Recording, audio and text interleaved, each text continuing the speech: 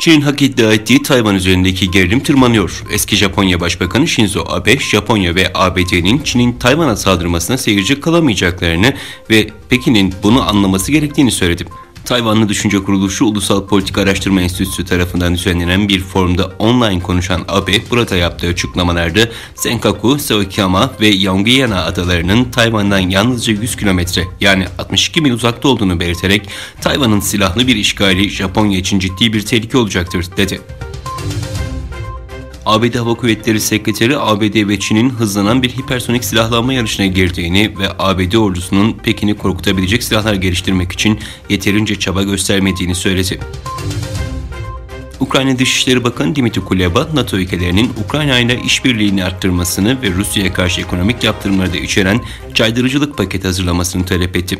Kuleba, Letonya'nın başkenti Riga'da düzenlenen NATO Dışişleri Bakanları toplantısının Rusya ile ilgili oturumunda 30 müttefik ülkenin bakanlarıyla bir araya geldi.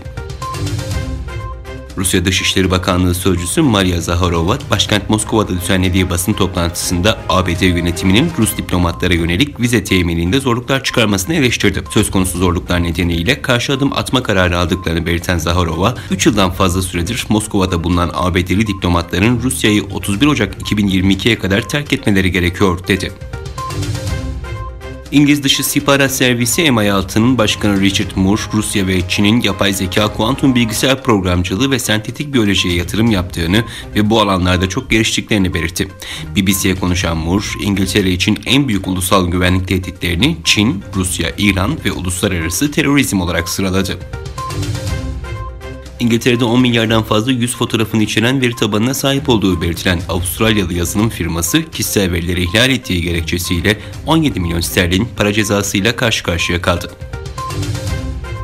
Avrupa Birliği 4 Çinli diplomat ve bir Çin merkezli şirketi kara listeye aldı.